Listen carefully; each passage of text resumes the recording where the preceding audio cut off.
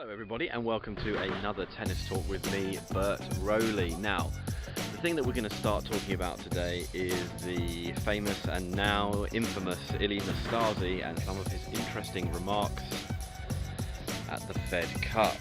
Now, it does go to show that he is a bit of a dinosaur. It's one thing coming out with some controversial and slightly un-PC comments around the dining table amongst friends after a few drinks, but to say some of the things he said during a press conference and multiple dodgy comments really is just unacceptable.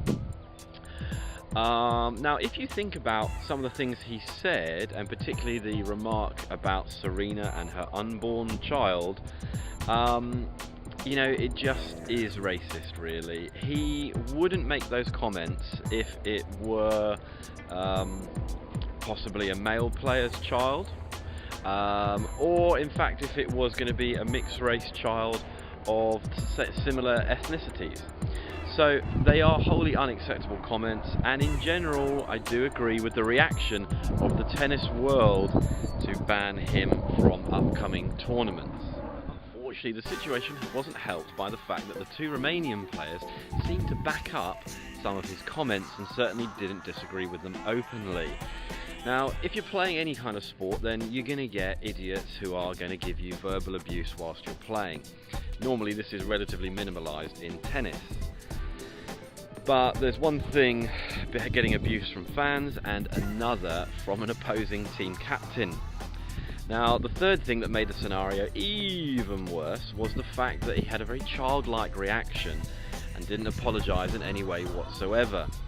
Well, there was a sort of token bunch of flowers sent, but like I said, the word token is perhaps the right one. It's difficult because, of course, there are lots of situations these days that are far too overly PC, and we do need balance, but him referencing helping out Wimbledon in 1976 by not taking part in the players' sort of protest, as it were, shows where his head is at. Is still in 1976, when perhaps the majority of people might have thought that some of his comments were actually acceptable. They are not. This is 2017. So, difficult situation for him coming up. He's not going to be attending any of the tournaments, but if you're a man, you have to accept the consequences of your actions and the consequences of what you say. Djokovic has fired all of his coaches, including Marin Vardish, who he had since 2006. So Djokovic obviously feels like he needs a bit of shock therapy, to use his phrase, to arrest the slump in form that he's experienced since winning the French last year. Interestingly, very recently he's announced that Agassi is going to be meeting up with him at the French Open to try and provide the knowledge and expertise he needs to get back to the top of the game. So interestingly, we might think, how does Djokovic's former coaches feel? And it made me think of when Ranieri was sacked at Leicester. And the reality is that the decision will only be proved correct or incorrect in the passage of time.